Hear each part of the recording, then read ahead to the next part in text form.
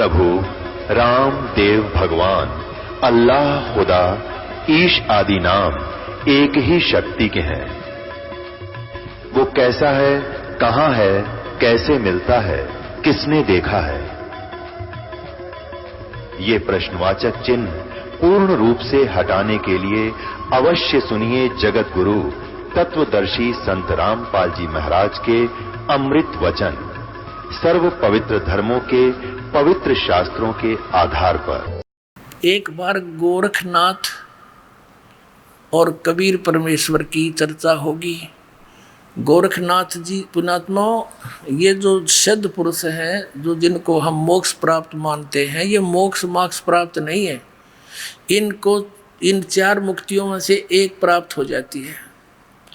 और कुछ एक ऐसे होते हैं कि वो पितरलोक में विराजमान है, वहाँ से जब चाहें यहाँ आ जाते हैं, अन्य रूप बनाकर कोई पहचान नहीं सकता। स्वामी रामानंद जी का बहुत बड़ा बोलबाला था और वैष्णव परंपरा के वो प्रचारक थे। विष्णु जी का प्रचार घना हो गया तो ये नाथों को चिंता होगी जो शिव जी के उपासक है तमोगुण के।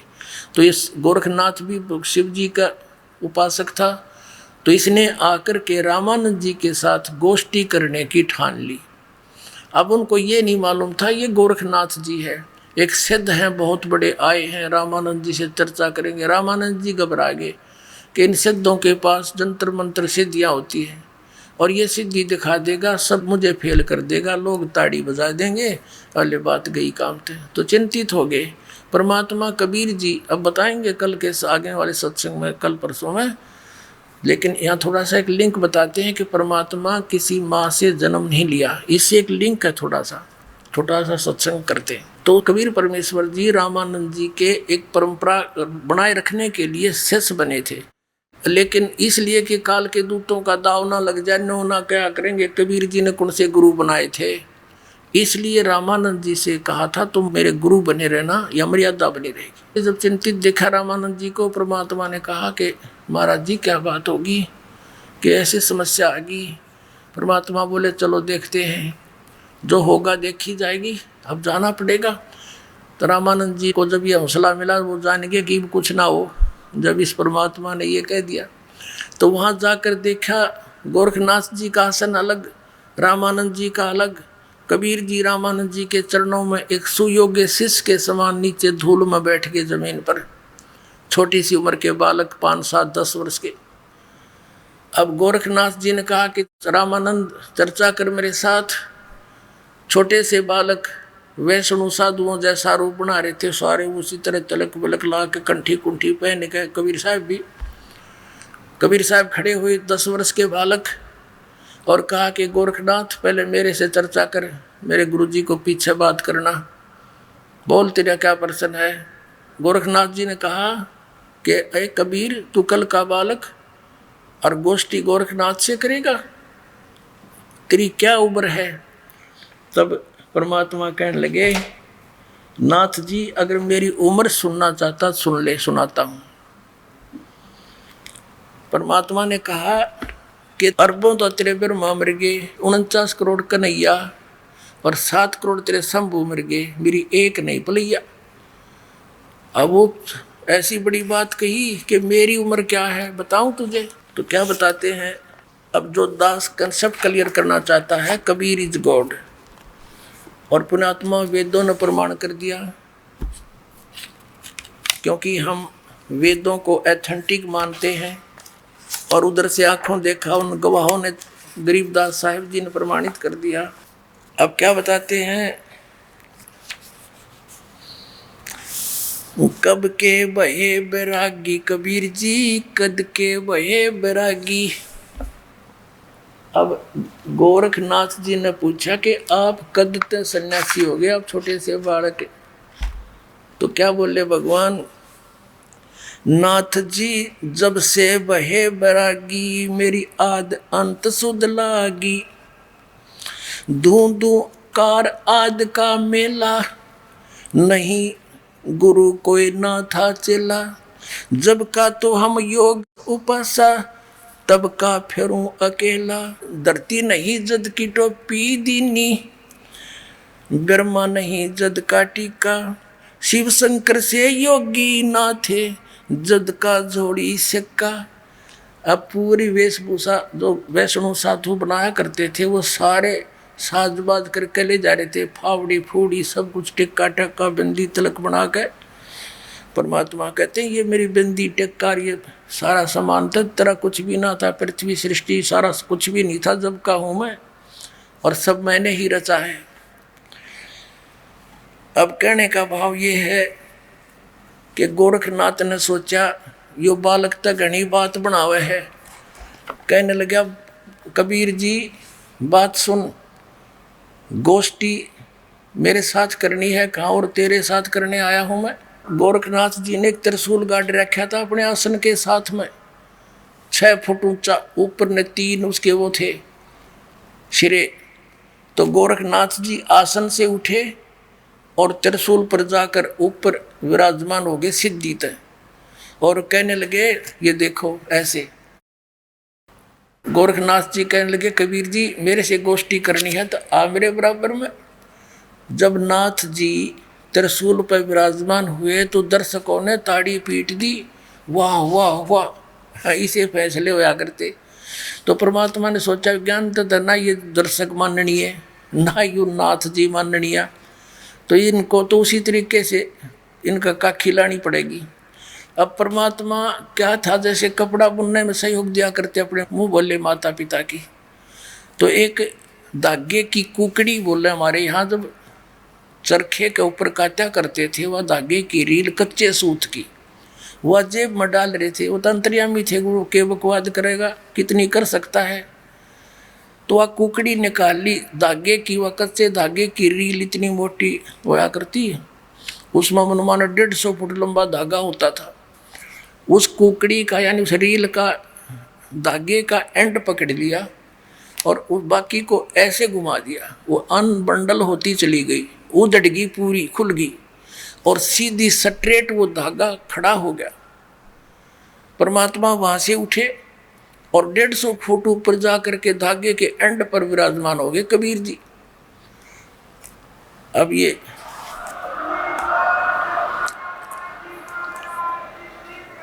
अब सामने आपने चित्र में देखा परमात्मा धागे पर बैठे हैं, लेकिन ये फोटो में इतना ऊंचाई नहीं दिखाई जा सकी।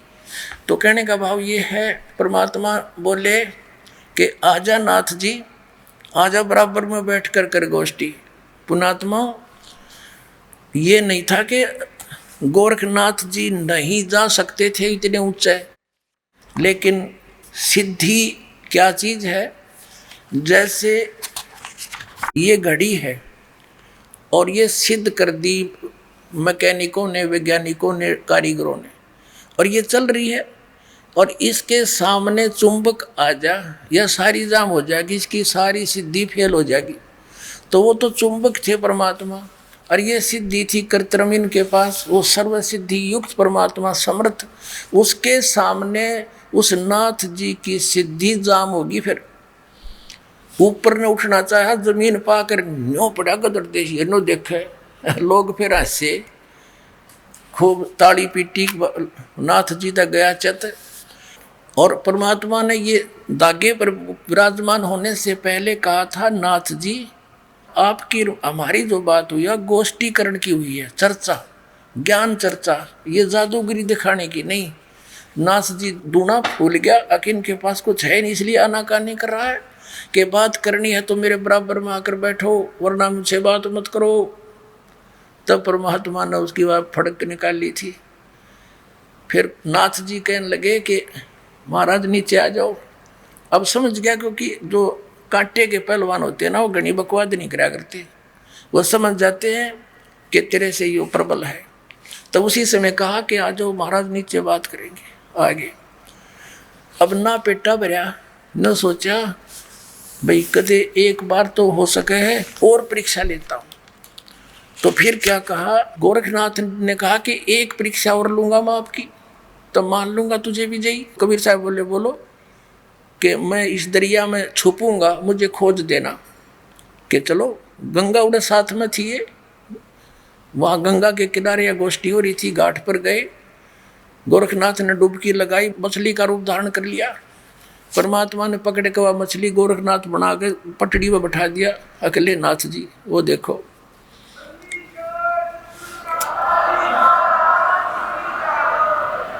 अब नाथ जी बिग्गी बिल्ली होकर बैठ गया।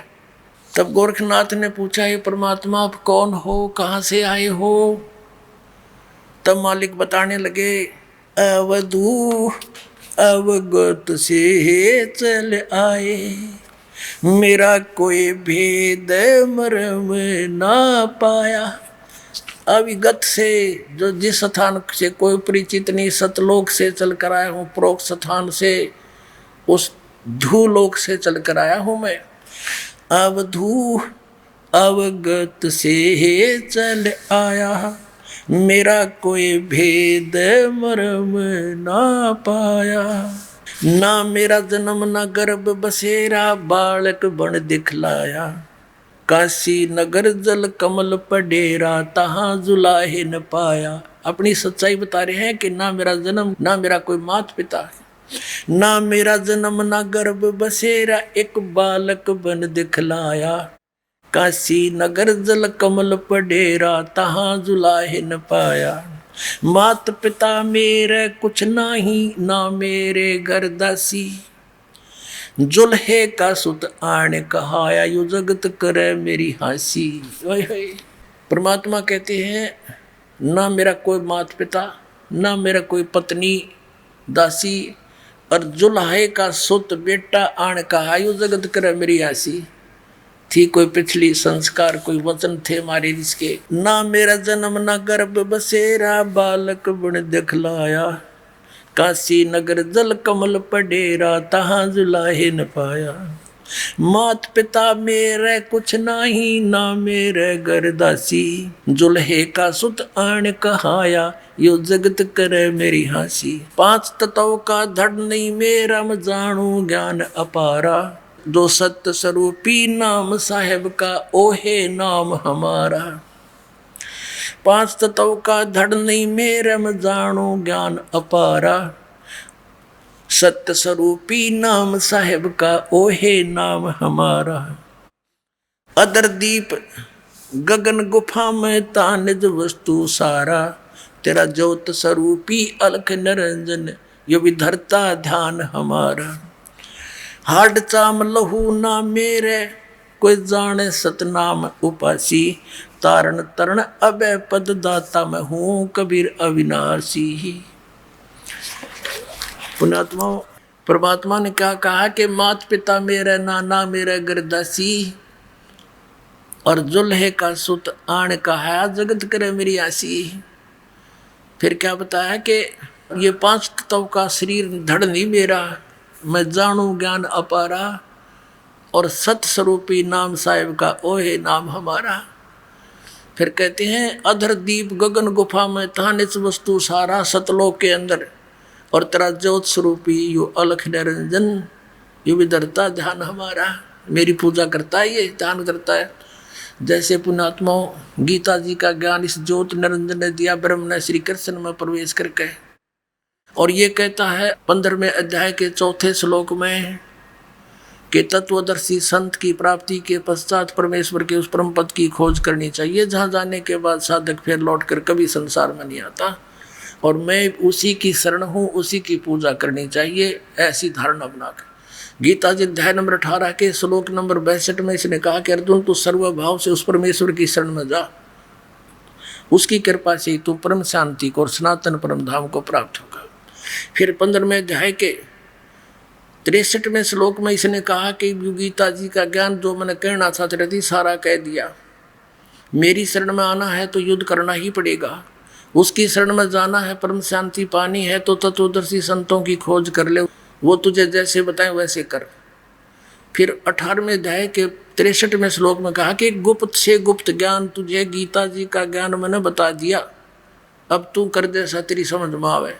18वें अध्याय के 64वें श्लोक में कहा कि अर्जुन एक और गुप्त से गुप्त ज्ञान बताता हूँ, ये वही परमात्मा जिसके विषय में 18वें अध्याय के 62वें श्लोक में कहा है, वो मेरा भी पूज्य देव है, मैं भी उसकी साधना करता हूँ।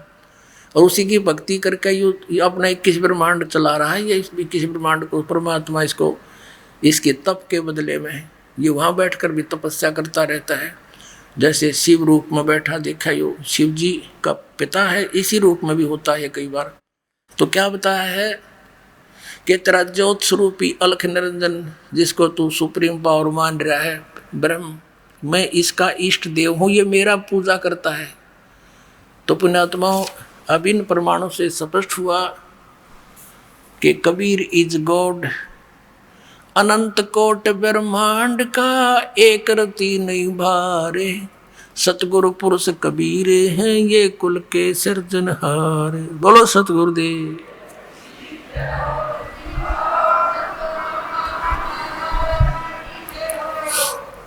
सतगुरुदेव की जय।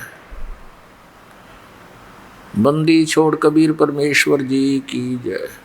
बंदी छोड़ गरीबदास जी महाराज जी की जय। स्वामी राम देवानंद जी गुरु महाराज जी की जय।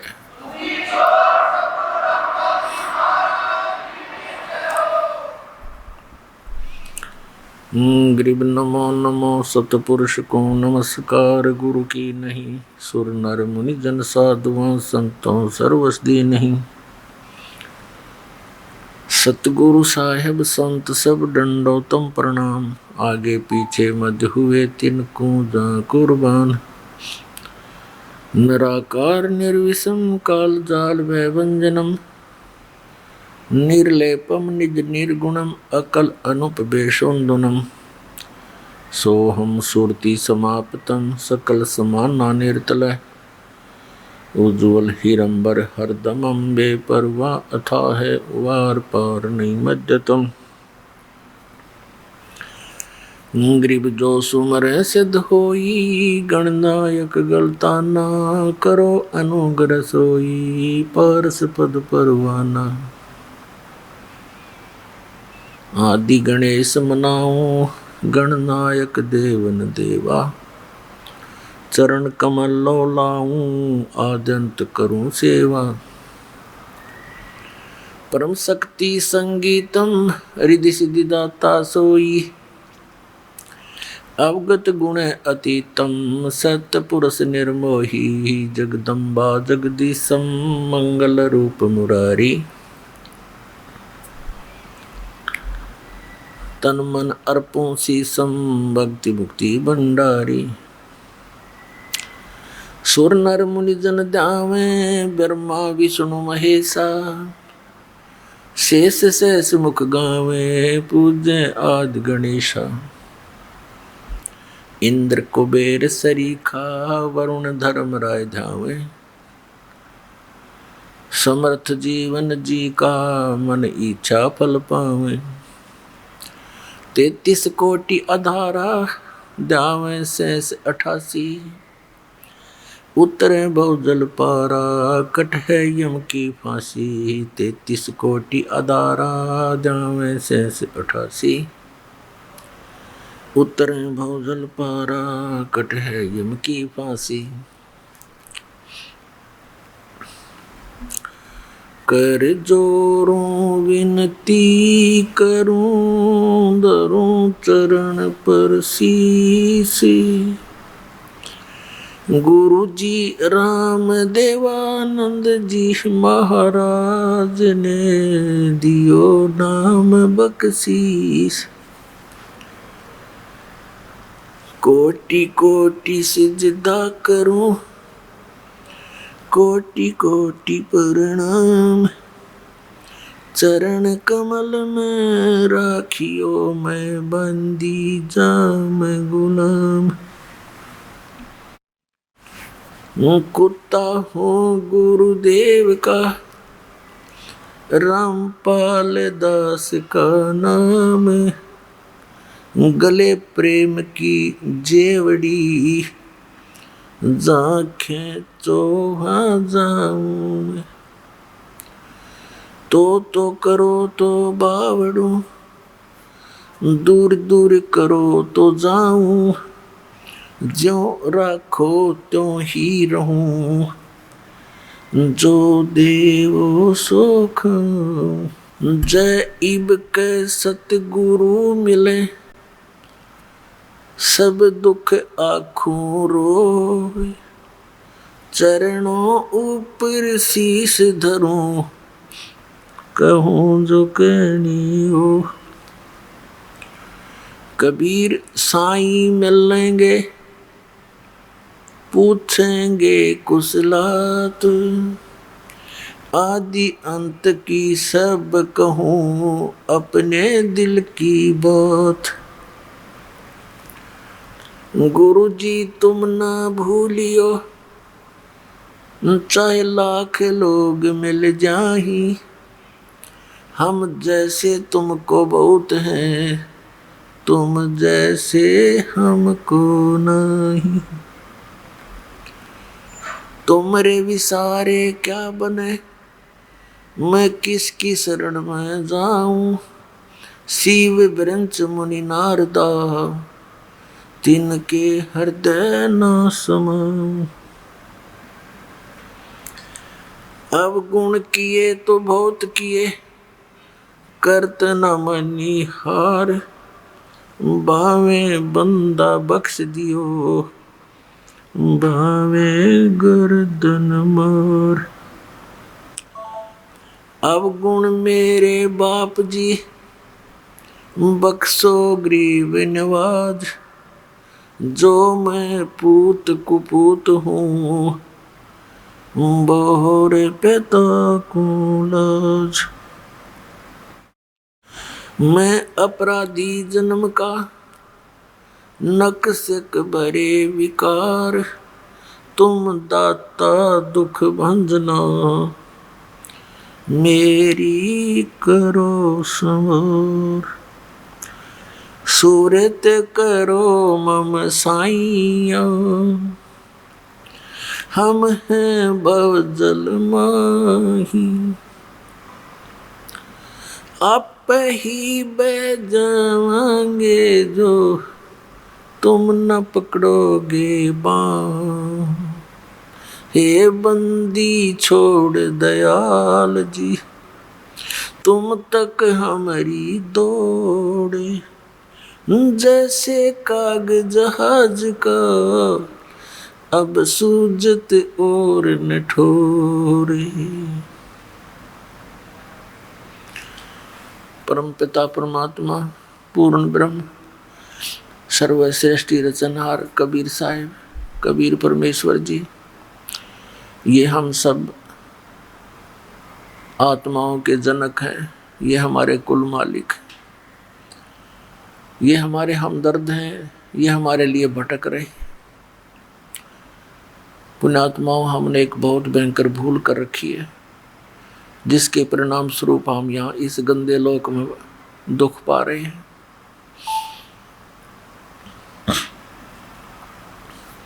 प्रत्येक प्राणी सुख की खोज में, धन की खोज में यहाँ घूम रहा है। किसी ने कोई साधन अपनाया है, किसी ने तो सुखी होने के लिए धन उपार्जन करना ही उद्देश्य मान रखा है, और किसी ने आध्यात्मिक मार्ग का सहारा लिया है, वो भी केवल सुख प्राप्ति के लिए। क्योंकि यहाँ इस लोक के अंदर वो वस्तु है ही नहीं जिसकी हम खोज कर रहे हैं। वो वस्तु कहाँ पर है? वो सतलोक के अंदर है। वो सुविधाएं जो हम यहाँ तलाश रहे हैं, वो सतलोक के अंदर है। एक नमक की बोरी में पड़े हुए कोई कीड़ा यदि उसमें कोई स्वादिष्ट मिष्टान का टेस्ट ढूंढ रहा है, खोज रहा है, तो उसका व्यर्थ प्रयत्न है। वो तो बूरा की बोरी मिले, फिर उसमें जहाँ भी मुख लगाएगा वहीं पर आनंद ही आएगा। तो ये 21 ब्रह्मांड इस भगवान काल के, इस ब्रह्म के सरपुरुष के, ये नमक की बोरी समझो। और सतलोक वो बूरा की बोरी है, खांड की बोरी है, तो वो तो खांड की बोरी में ही मिष्ठान मिलेगा, इस खारे नमक की बोरी में वो टेस्ट नहीं हो सकता। पुण्यात्माओं, ये बात जो दास बोल रहा है, ये किसी डूम भाट के गीत नहीं, ये किसी आम व्यक्ति की बनाई हुई कथा नहीं, ये उस सतपुरुष पूर्ण परमात्मा कबीर भगवान का दिया हुआ ज्ञान तो दास आपको बता रहे हैं। इसके ऊपर आप 100% 100% विश्वास करना, क्योंकि हम इस काल के द्वारा इन नकली संतों, पंथों, आचार्यों के द्वारा हम इतने भ्रमित कर दिए कि भगवान का नामो निशान मिटा दिया। जितने पंथ उतने ही मंत्र, उतना ही भिन्न भिन्न ज्ञान, अपनी अपनी दंत कथा, अपने अपने लोक वेद बना के और हमारे अंदर अज्ञान ठोक दिया। पुण्यात्माओं, पूर्ण परमात्मा सतपुरुष कबीर देव जी हैं, कबीर साहब हैं, कबीर भगवान हैं। ये वो परमात्मा हैं जिसके विषय में चारों वेद गवाही देते हैं, उसके गुणगान करते हैं। और वही परमात्मा अपने विधान अनुसार काशी के अंदर, बनारस के अंदर, भारतवर्ष की पावन धरती पर, वैसे तो परमात्मा की सारे ब्रह्मांड से पृथ्वी उसी के अंतर्गत आती है, फिर भी जहाँ परमात्मा ने विशेष लीला की होती है वो इतिहास न्यारा होता है। काशी शहर में आए थे और 120 वर्ष इस धरातल पर रहे, एक जनसाधारण जैसी लीला की, अपने हाथों से काम करके निर्वाह करके दिखाया। ये सब लीला उस परमात्मा ने किस लिए की, क्यों करते हैं वो ऐसी, वो हमें ये दिखाना चाहते हैं कि भी परमात्मा के पाने के लिए ना तो घनी उच्च जाति की आवश्यकता, क्योंकि उस समय जब परमात्मा बनारस में आए थे, काशी शहर में आए थे, उस समय ब्राह्मण वर्ग, ब्राह्मण जाति जो थी ये बहुत उच्च मानी जाती थी और यही धारणा थी कि यही लोग परमात्मा से मिले हुए हैं और यही भगवान पा सकते हैं। सदग्रंथों का अध्ययन करने का अधिकार इन्हीं को है, इनका काम है ऋषि मुनियों का भगवान को खोजें, उनसे शक्ति संग्रह करें और फिर हमें बांट दें। हम इनकी सेवा करते, ये हमें आशीर्वाद देते। ठीक है, जैसा ये साधना करते, थोड़ा बहुत किसी से लाभ भी मिल जाता किसी को, तो वही बात थी, टायर से टायर में हवा भरने वाली बात है, दोनों कंडम हो जाते। अब वो परमात्मा ये बताने आए थे कि परमात्मा किसी जाति या मजहब धर्म से बंधा नहीं है, क्योंकि सभी आत्मा उसी परमात्मा की है और जो उसके विधान अनुसार सत साधना करेगा तो मालिक उसके साथ है, अन्य के नहीं। परमात्मा क्या कहा करते, जैसे कहते हैं कि सुर ही बंधी चमार के और बामण बोरा भांग, और जिनने सत भक्ति करी नहीं वो नाहक धारे सांग। अब क्या बताते हैं कि यदि एक चमार के घर पे, चरमकार के घर पे यानी शूद्र जाति में, और उसने गौ बांध रखी है दूध वाली, और ब्राह्मण उच्च जाति का है और वो बो रहा है भांग अपने खेत में, अपने स्थान पर उसका प्रयोग करें, तो ऐसे जो दूध अमृत है वो उस गौ से मिलना है, वो चाहे कहीं पर हो, ब्राह्मण का होगी तो उसको भी देगी, और चमार के घर पर है तो उसको भी देगी, शूद्र के घर पर है उसको भी दूध देगा, तो उस गाय से दूध मिलेगा। तो ये सत भक्ति चाहे कोई भी कर लो, इससे उसको प्रभु का, वो परमेश्वर का लाभ प्राप्त होगा। पुण्यात्मा, परमात्मा ने आकर हमें ये ज्ञान दिया, यदि वो मालिक यहाँ ना आते और हमें ये ज्ञान नहीं देते, पुण्यात्माओं, हम कभी अपने निज स्थान पर नहीं जा सकते। हम तो यहाँ पर एक अपनी गलती के कारण फंस गए। ये स्थान रहने का नहीं है, ये कोई लोक है या कोई व्यवस्था है। विचार करके देखो गहराई से, क्योंकि हमारे को इतना समय ना छोड़ रखा है इस काल भगवान ने। हम इतने टेंशन ग्रस्त कर दिए, सारा दिन एक पेट के लिए, एक निर्वाह के लिए, सारा दिन रात, दिन में काम करना, फिर रात को चिंतन उन्हीं का। हम ये सोच नहीं पाते कि ये क्या व्यवस्था है।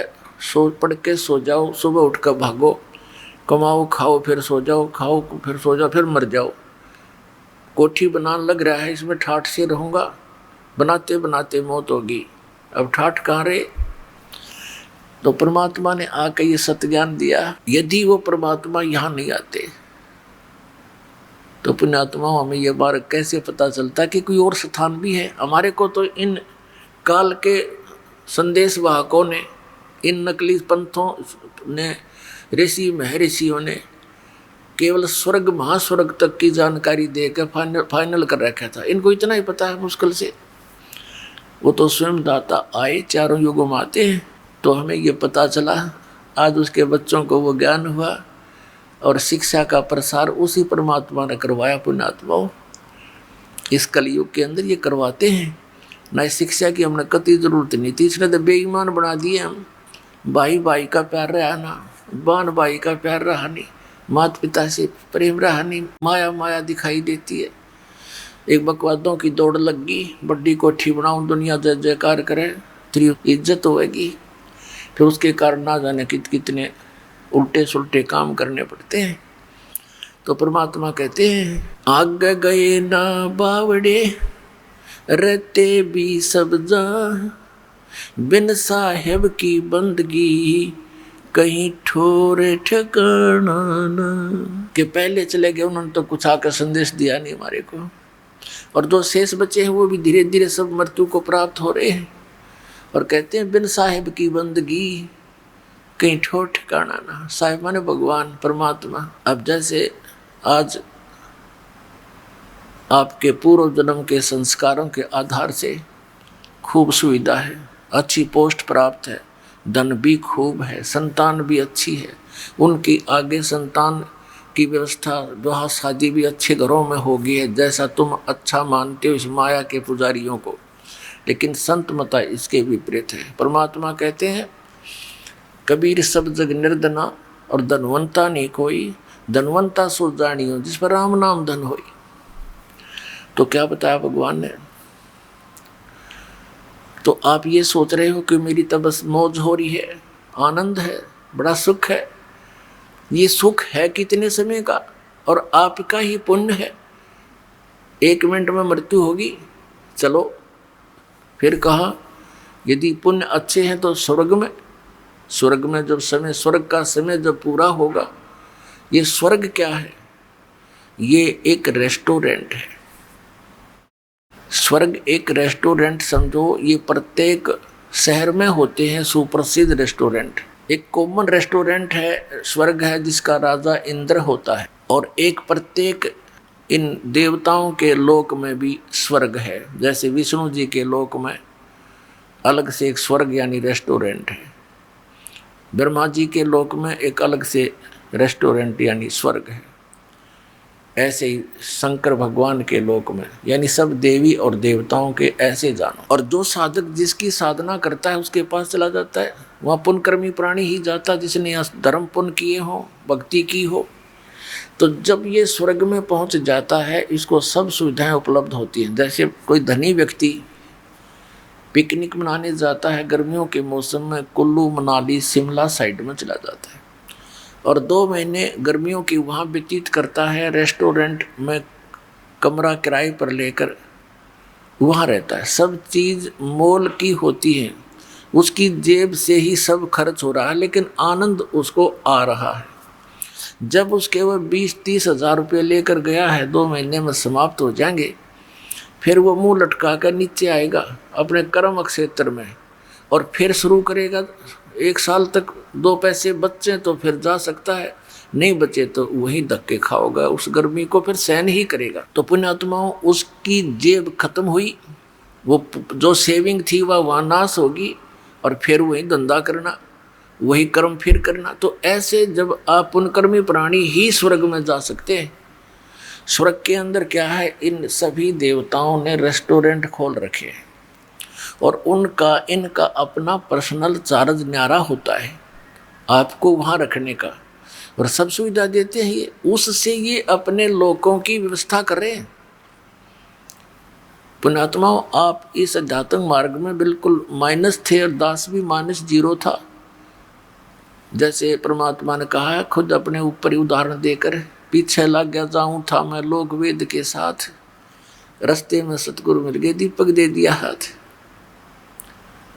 अब लोक वेद के आधार से तो ज्ञान और साधना कर रहे थे, वो व्यर्थ थी।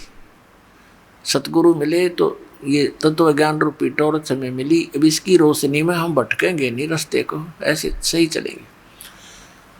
तो हम जिन स्वर्ग को उत्तम मानते थे, कोई हमारा सदस्य घर का मृत्यु को प्राप्त हो जाता था, हम लोग क्या करते, स्वर्गवासी हो गया।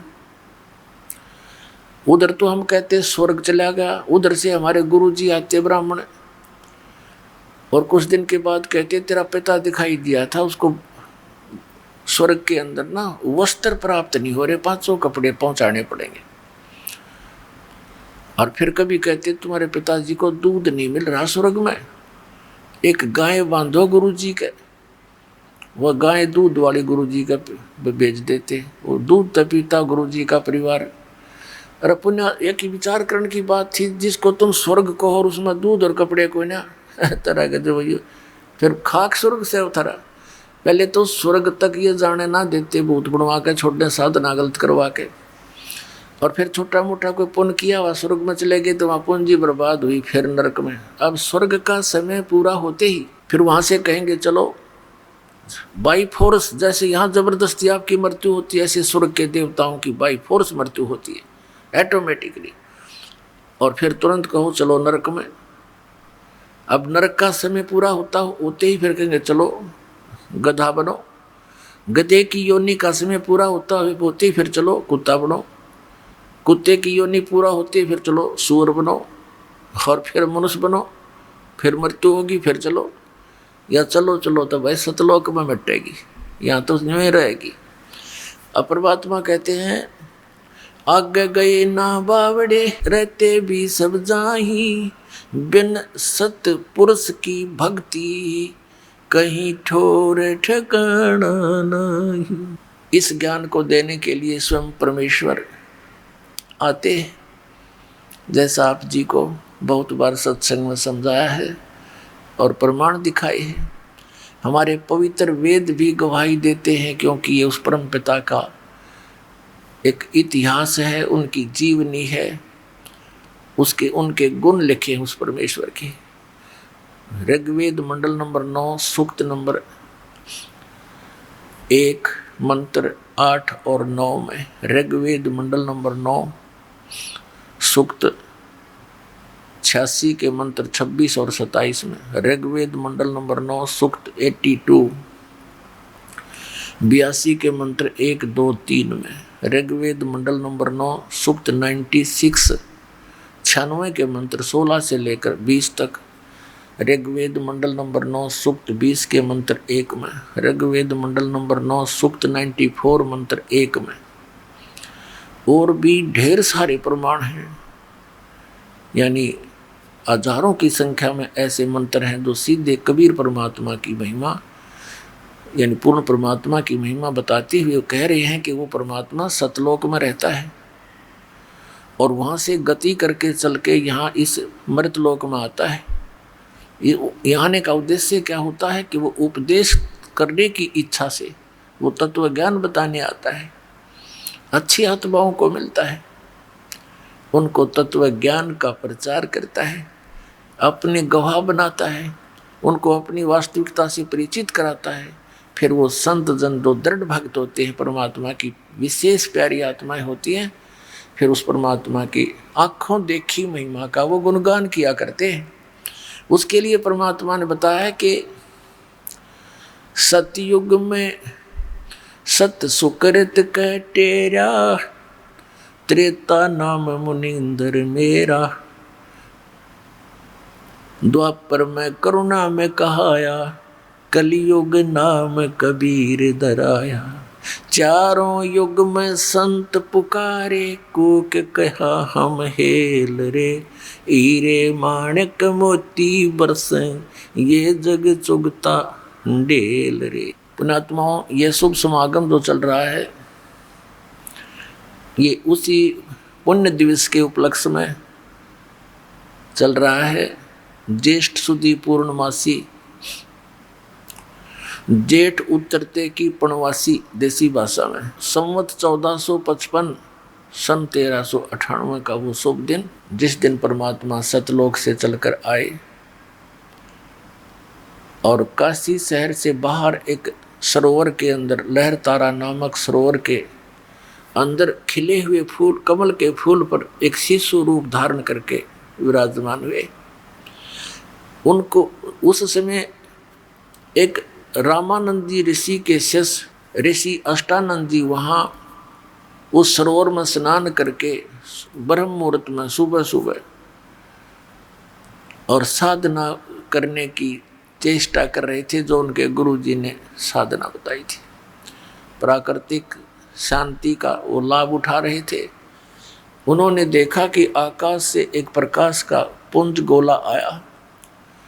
आंखें उसकी चुंधियागी, जब देखा उस प्रकाश को, आंखें चुंधियागी, आंखें बंद हुई। क्या देखा कि एक बालक दिखाई दिया, शिशु। अपन आत्माओं, जैसे सूर्य की तरफ हम देखते हैं तो हमारी आंखें प्रकाश को सहन नहीं कर सकती, फिर आंखें बंद करते हैं तो प्रकाश रहित सूर्य का आकार दिखाई देता है। ठीक इसी प्रकार वो शिशु रूप धारण करके परमात्मा सतलोक से चलकर आए। ऋषि अष्टानंद जी ने जब आंखें खोली, देखा तो नहीं सहन कर सके उस प्रकाश को। आंखें बंद की तो क्या देखा कि एक शिशु का प्रतिबिंब दिखाई दिया। कुछ ही देर में क्या देखा कि वो प्रकाश एक उसी सरोवर के किनारे पर किसी कोने में सिमट गया। अंधेरा था, कुछ दिखाई नहीं दिया। उठकर चल पड़ा। उसने सोचा शायद मेरी भक्ति की कोई उपलब्धि है। ऋषि अपने गुरुदेव स्वामी रामानंद जी से जाकर पूछा कि हे गुरुदेव, आज मैंने भक्ति की साधना करते समय ऐसे ऐसे एक दृष्टांत देखा, इसका समाधान कीजिए गुरुवर। आकाश से एक प्रकाश का गोला आता नजर आया। आंखें बंद होगी, उसको सहन नहीं कर सकी। फिर आंखों में प्रतिबिंब क्या देखा कि प्रकाश रहित एक बालक दिखाई दिया। ये कोई मेरी भक्ति की उपलब्धि है ऋषिवर, या कोई मेरी भ्रम है? तब ऋषि जी ने जैसा ज्ञान था बताया कि जब ऊपर के लोकों से अवतार यहाँ कोई लीला करने वास्ते आते हैं तो ऐसे तारे से टूटा करते हैं, और वो किसी माँ के गर्भ में जन्म लेगा, कुछ ही दिनों में यहाँ लीला करेगा। अब उसने इतना ही ज्ञान था क्योंकि इनके भगवान माँ से जन्म लेकर यहाँ के भगवान कहलाते हैं। लेकिन ना सतगुरु जननी जने उनके माना बाप, पिंड ब्रह्मांड से रहित हैं जहाँ न तीनों ताप। और परमात्मा भी कहते हैं खुद, मात पिता मेरे नहीं ना मेरे घर दासी, जुल्हे का सुत आण कहाया जगत करे मेरी आसी। मेरे कोई माता पिता नहीं, ना मैंने कोई पत्नी यानी स्त्री धारण की, और मैं एक जुलाहे के घर लीला करने के कारण मेरे को दानक जुलाया कह कह मेरी मजाक बना रहे हैं ये। तो पुण्यात्माओं, वो परमात्मा स्वयं इस दिन ज्येष्ठ सुदी पूर्णमासी को एक शिशु रूप धारण करके आए, और उस शुभ दिन के उपलक्ष्य में उस परमात्मा की महिमा बताने के लिए ये एक विशेष 5 दिवसीय समागम शुरू किया गया। धन भाग है आपके, धन है आपके माता पिता जिनसे जन्म हुआ। आपको ऐसे समय में इस प्राइम टाइम के अंदर मनुष्य जीवन और ये तत्व ज्ञान का भंडार खुलवा दिया इस दास के द्वारा परम पिता परमात्मा ने, जो 600 वर्ष पहले परमात्मा ये भंडारा भर के गए थे अपने सुख संवेद में। लेकिन जिन महापुरुषों से परमात्मा मिले थे और जिनको सचखंड सतलोक दिखाया था, अपने गवाह बनाए थे, उनको एक विशेष निर्देश दिया था कि अभी इस तत्व ज्ञान को गुप्त रखना। तुम लिख दो अपनी वाणियों में, अवश्य एफिडेविट लिख दो लेकिन पद्य भाग में।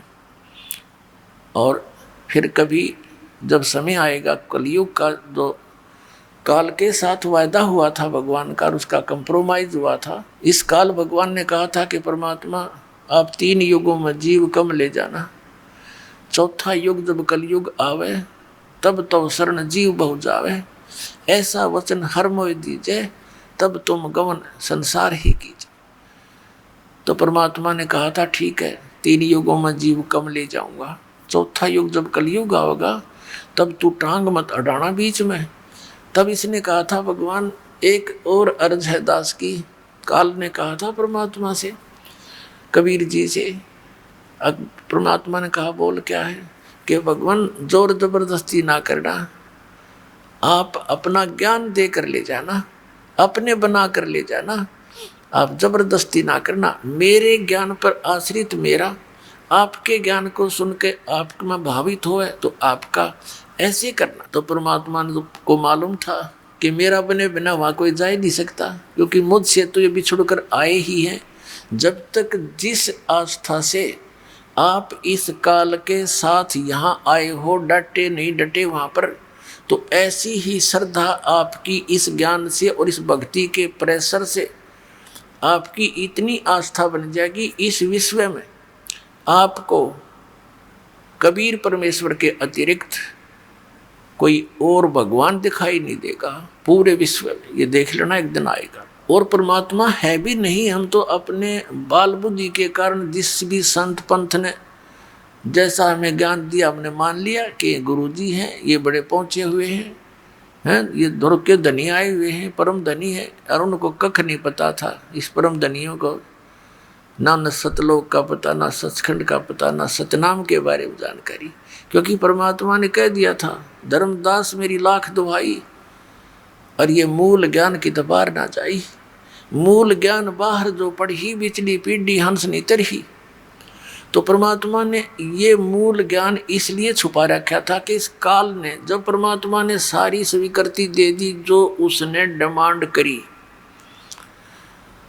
और वचनबद्ध कर लिए भगवान को, परमात्मा को पता था इसने कर लेने दे, जो कराई तो इतना ही कर सकता है। जब परमात्मा ने सब वचन दे दिए इसको, तब इसने कहा कि जाओ जोगजीत रूप में अपने पुत्र के रूप में परमात्मा वहाँ विद्यमान थे जब काल की और परमात्मा की ये गोष्ठी हुई थी। तब इस काल ने तुरंत आंख बदल ली और कहने लगा जोगजीत बेशक आ जाना तुम कलयुग में और ले जाना जितने मर्जी हंस तुम चाहो, लेकिन कलयुग के अंदर इनको इतना कंडम कर दूंगा, अपने नकली दूत संदेश वाहक भेज के झूठे पंथ चला के तेरे नाम ते, कबीर नाम ते, सतलोक के नाम ते, सचखंड के नाम ते, इतने पंथ और इतने गलत ज्ञान प्रचार करवा दूंगा। और देवी देवता मंदिर तीर्थ मूर्ति पूजा पर इतना कर्मकांड पर इतना आरूढ़ करवा दूंगा कि जिस समय तुम आओगे या तुम्हारा कोई संदेश वाहक आएगा दूत आपका, उससे पहले पूरे विश्व में सबको भ्रमित करवा दूंगा, तेरे नाम तो नकली पंथ बनवा दूंगा, सतलोक सचखंड की महिमा गाया करेंगे और नाम मेरे काल के दिया करेंगे, नकली नाम दिया करेंगे। और उन पंथों में जितने भी होंगे वो जीव वह सब मेरे ही मुख में आया करेंगे। 12 पंथ करूं मैं साझा, नाम तुम्हारा ले करूं आवाजा, 12 पंथ नाम जो ले ही वो मेरे मुख में आन समोई, और अनेक पंथ चलाऊं या विद जीवों को वरमाऊं, जोग जीत जाओ संसारा, जीवन माने कहा तुम्हारा। अब ये काल कह रहा है जीव तुम्हारा कहा न माने, हमारी ओर हो बाद बखाने। हमारे वकील बनेंगे वो सारे, इतना गलत ज्ञान भर दूंगा उनके अंदर और हमारी तरफ हो करके तुम्हारे साथ वाद विवाद किया करेंगे।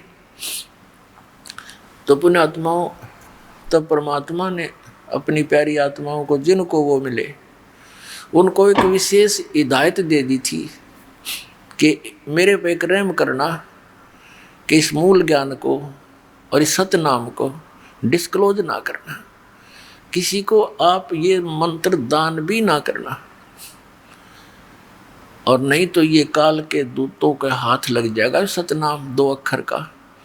और ये अधिकारी तो ये होंगे नहीं, क्योंकि अधिकारी बिना यू काम करे नहीं। और फिर जब हम आएंगे या अपना कोई दास भेजेंगे उस कलयुग के प्राइम टाइम में, ये प्राइम टाइम है या बिचली पीढ़ी है। परमात्मा ने कहा था कि मूल ज्ञान बाहर जो पढ़ी तो बिचली पीढ़ी हंस नहीं तरही। मूल ज्ञान तुम तब तक छुपाए जब तक ये द्वादश पंथ ना मिट जाए।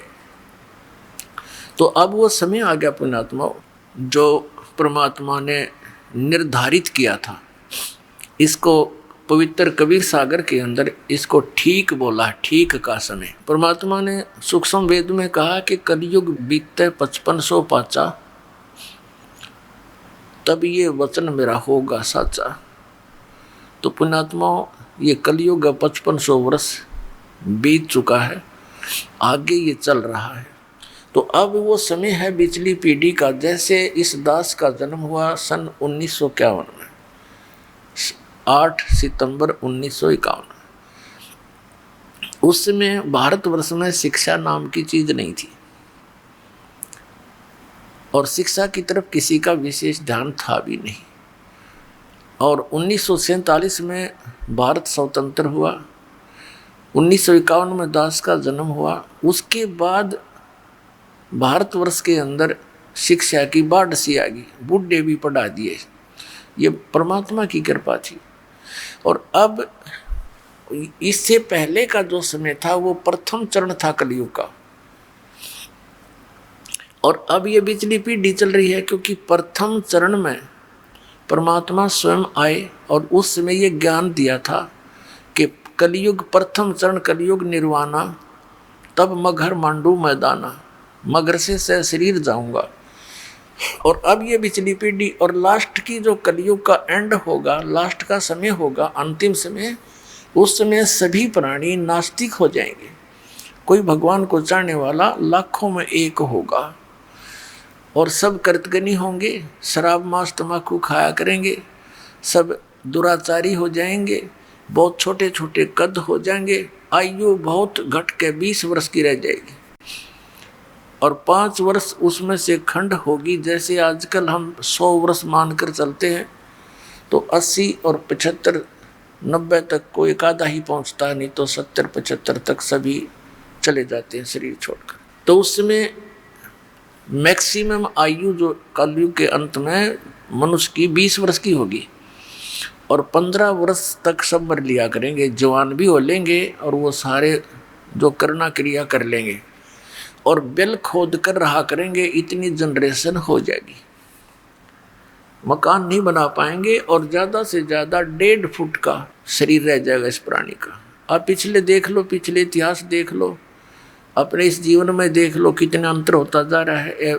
एवरेज हाइट कितनी घटती जा रही है मनुष्य की। तो उस समय ऐसी स्थिति आ जाएगी, कच्चा मांस खाने लग जाएंगे, इतने दुराचारी लोग हो जाएंगे, कोई इज्जत और बेइज्जती का कोई हिसाब किताब नहीं रहेगा, कोई व्यवहार ठीक नहीं रहेगा किसी व्यक्ति का। तो उस समय तो भक्ति का नाम में नहीं चल सकता। तो अब ये बिचली पीढ़ी है, ये क्रीम है, ये समय है कलयुग का क्रीम। और ये अब पुण्यात्माओं के हृदय में, सबके हृदय में भगवान की चाह है। वो दूसरी बात है कि वो जो जहाँ साधना कर रहे हैं वहाँ उनसे कोई लाभ तो मिल नहीं रहा, फिर भी उनको कहीं और भी पता चलता है कि वहाँ शायद भगवान है, तो वहाँ भी दौड़ जाते हैं। तो ये समय अभी परमात्मा ने इसलिए रखा था। अब पुण्यात्माओं, जैसे ये दास पहले भगवान विष्णु श्री कृष्ण का कट्टर पुजारी था, फिर इसके पैरेलल हनुमान जी आ जाते तो उनका कट्टर पुजारी, फिर अपना घरेलू देवता बाबा श्याम जी याद आ जाता, वो भी श्रद्धा उतनी है। शंकर भगवान की चर्चा आती, वो भी उतना ही प्यारे। ये जो साधनाएं हम कर रहे थे और हमें कोई अपने संस्कार प्रारब्धवश लाभ हो रहे थे, तो हम ये सोचा करते ये भगवान ना निठाठ कर रखे, अब इनका इतिहास देखे, इनकी जीवनी देखी कि ये तो खुद कहते हैं हम ना तो किसी ने लाभ दे सकते ना किसी को हानि कर सकते। हानि तो यूँ नहीं कर सकते, ये देवता अच्छी आत्मा है, और लाभ देने का इनकी पावर नहीं, तो ये तो न्यूट्रल है। इनको हम सब समर्थ मान रहे थे। यह गलती हमारे गुरुओं की थी, इन शंकराचार्यों और आचार्यों की थी। इन्होंने ब्रह्मा विष्णु महेश जी को सुप्रीम पावर बता रखा, और इस काल भगवान को ही ये नारायण और कहते वो परमात्मा है, परब्रह्म परमात्मा, इसको परब्रह्म परमात्मा कहा करते। और इसके अवतार ये राम और कृष्ण विष्णु को मानते हैं, और लास्ट में घुमा फिरा कर श्री राम श्री कृष्ण और शंकर भगवान को सुप्रीम पावर इन्हीं की पूजा पर दृढ़ करते थे। तो ये इनकी जो पूजाएं थी हम कर रहे थे, लेकिन इन्होंने कहीं नहीं लिखा कि हमारी पूजा करो। हनुमान जी ने कहाँ लिखा कि मेरी भक्ति करो, हम खाम का पीछे लग रहे थे उसका। वो तो भगत आदमी था और वो खुद भक्ति करता था। कोई भक्त है आप बुद्धिमान शिष्ट, और उसकी कोई और पूजा करे माथा टेके, उन्होंने कहा ना भाई, बुद्धिमान तो ये कहेगा ना भाई गुरु जी से नाम ले, मेरा इतना ब्योत नहीं है, मैं भी भक्ति कर रहा और तू भी कर, उन्हीं से उपदेश ले। तो ऐसे ही हनुमान जी की जो टेंडेंसी थी ऐसे ही थी। और हम क्या, हमारी तो एक वो भाव बना हुआ है इस काल प्रेरणा से, जैसे कोई हीरो है, वो अपने रोजी रोटी के लिए तो उछल कूद चटक मटक कर रहा है, और हम उसने चाहे वाह भाई मेरा तो फेवरेट है, यू फेवरेट हीरो है, टट्टू तेरा फेवरेट बता के देगा तो नहीं। तो नो इस हनुमान के पीछे लाग दिया, पहलवान था, पहाड़ उठा लिया, अच्छे गढ़ दिए हुए, लंका फूक दी, हम इस पर प्रभावित हो गए। अब कहने का भाव दास का ये नहीं है कि ये कोई बुरे व्यक्ति थे या बुरे भगत थे, नहीं, ये नेक आत्मा थी, लेकिन पूज्य नहीं थे, आदरणीय है। अब जो प्रसंग चल रहा है उसी पर आते हैं कि परमात्मा इस तत्व ज्ञान को देने के लिए स्वयं ही इस धरातल पर आते हैं और अपनी अच्छी आत्माओं को मिलते हैं, उनको तत्व ज्ञान से परिचित कराते हैं। तो यहाँ अब ये कलयुग का जो समय आ गया है, ये पीक टाइम है, ये प्राइम टाइम है, या बिचली पीढ़ी है। और परमात्मा ने कहा था धर्मदास मेरी लाख दुहाई, ये सार शब्द की तबार ना जाई। सार शब्द एक तो मूल ज्ञान है, ये मूल ज्ञान जो दास आपको बता रहा है ये तत्व ज्ञान है, दिया हुआ कबीर भगवान का। दास तो एक है टेप रिकॉर्डर है, और उसका भेजा हुआ दास है, उसका कुत्ता है। आप उसके बच्चे हो, आप धनी हो, आप धनियों की हानि हो रही है, चोर लगे हुए हैं, क्योंकि आप सतभक्ति ना करके नकलियाँ का फंसे हुए हो। इसलिए आपको भौंक भौंक कर जगा रहा है कि संभलो, जागो, तुम्हारी चोरी हो रही है, तुम्हारा अनमोल धन नष्ट हो रहा है।